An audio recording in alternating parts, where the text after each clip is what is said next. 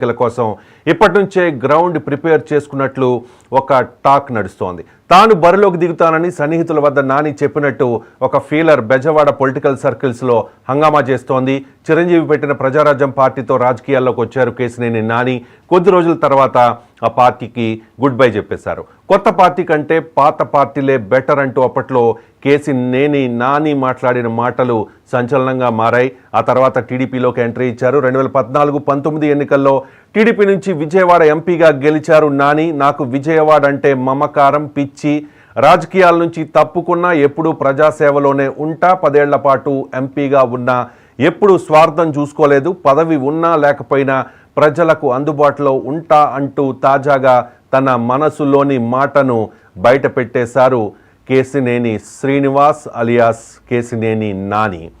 కేశినేని నాని రాజకీయ సన్యాసంపై రూటు మార్చినట్టే కనిపిస్తోంది.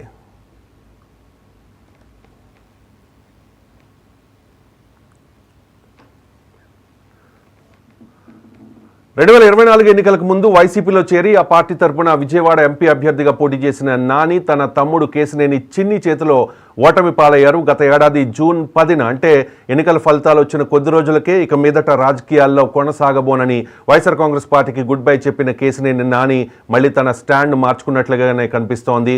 తాజాగా ఆయన బీజేపీ వైపు అడుగులు వేస్తున్నట్టుగా తెలుస్తోంది. బీజేపీ రాష్ట్ర అధ్యక్షురాలు దగ్గుబాటి పురంధేశ్వరితో గత కొంతకాలంగా నాని టచ్లో ఉన్నారట. దాదాపుగా కేశినేని నాని బీజేపీలో చేరడానికి లైన్ క్లియర్ అయినట్టుగా తెలుస్తోంది. కేశినేని నానిని బీజేపీలోకి తీసుకొచ్చేందుకు పురంధేశ్వరి గట్టి ప్రయత్నాలు చేసినట్లుగా తెలుస్తోంది. పలుమార్లు ఇద్దరు భేటీ అయినట్లుగా సమాచారం.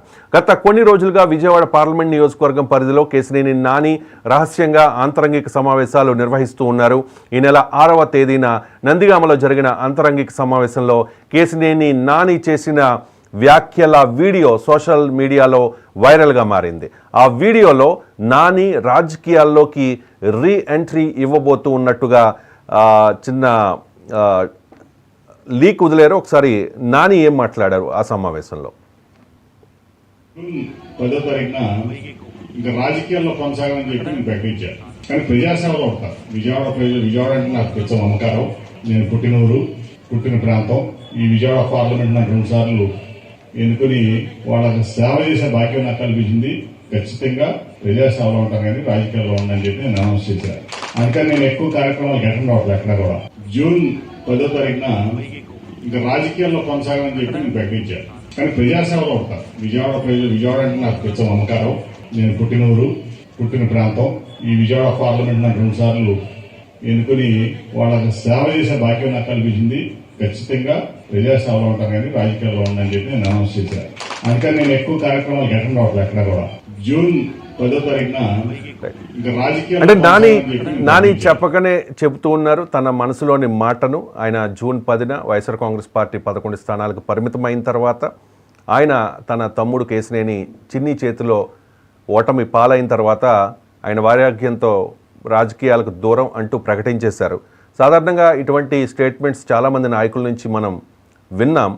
కానీ ఆ తర్వాత మనసు మార్చుకోవడం లాంటివి. ఫర్ ఎగ్జాంపుల్ మాజీ డిప్యూటీ సీఎం ఆళ్ల నాని రాజకీయాలకు దూరం, ఏ పార్టీలో చేరను అని చెబుతూనే ఆయన టీడీపీ కండువా కప్పేసుకున్న పరిస్థితి.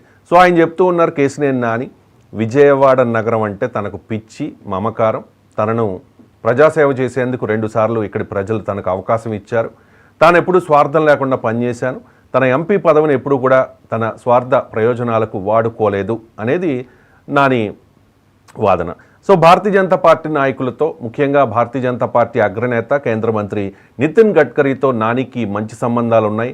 గడ్కరీతో పాటు భారతీయ జనతా పార్టీ అగ్రనేతలైన చాలామందితో సత్సంబంధాలు ఉన్నాయి. తనకు రతన్ టాటాతో పాటు కేంద్ర మంత్రి నితిన్ గడ్కరీ కూడా స్ఫూర్తిదాయకం అంటూ గతంలో నాని ఒక సందర్భంగా చెప్పుకొచ్చారు.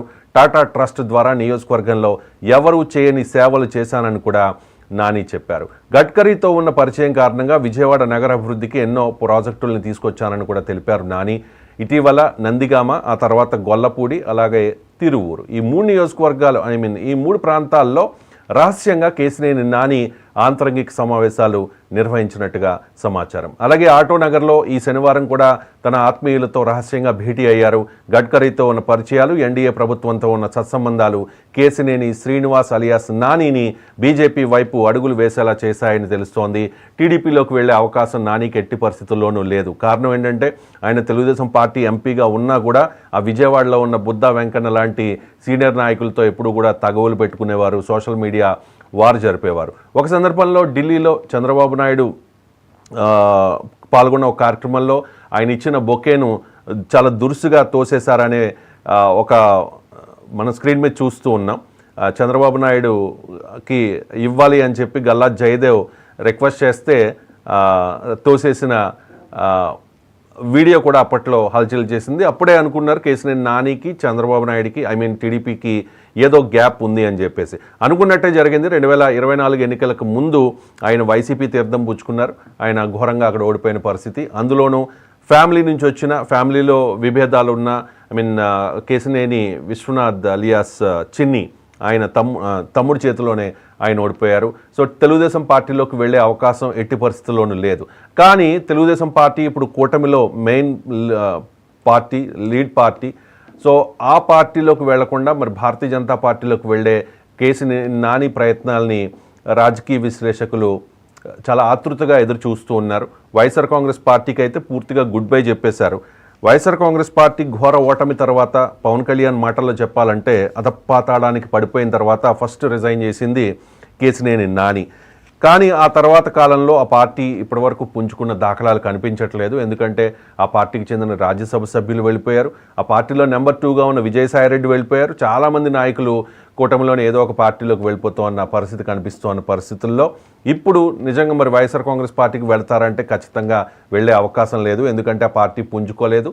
అండ్ జగన్మోహన్ రెడ్డి ఆ పార్టీ క్యాడర్లో కానీ, కార్యకర్తల్లో కానీ, నాయకుల్లో కానీ ఉత్సాహం నింపే ప్రయత్నం చేస్తూ ఉన్నా కూడా అది ఎక్కడా కూడా సక్సెస్ అవ్వడం లేదు. పైకి చెప్తూ ఉన్నారు జగన్ 2.0 అని చెప్పి, కానీ క్షేత్రస్థాయిలో ఆ మూమెంటు, ఆ కదలిక అనేది, ఆ ఉత్సాహం అనేది కనిపించట్లేదు.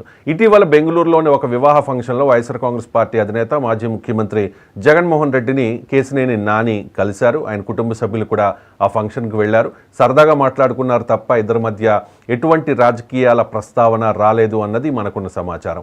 ఇదే సమయంలో భారతీయ జనతా పార్టీ రాష్ట్ర అధ్యక్షురాలు పురంధేశ్వరి కేసినేని నానిని బీజేపీలోకి ఆహ్వానించే ప్రయత్నాలు చేయడంతో ఆయన మనసు మార్చుకున్నట్లుగా తెలుస్తోంది. కేసినేని నాని తన నిర్ణయాన్ని త్వరలో అధికారికంగా ప్రకటించే అవకాశాలు కనిపిస్తూ ఉన్నాయి. అయితే కేసినేని నాని చేరికను తెలుగుదేశం పార్టీ అంగీకరిస్తుందా, చంద్రబాబు నాయుడు అంగీకరిస్తారా అనేదే ఇక్కడ చాలా ఆసక్తికరమైన విషయం. ఒకవేళ కేసినేని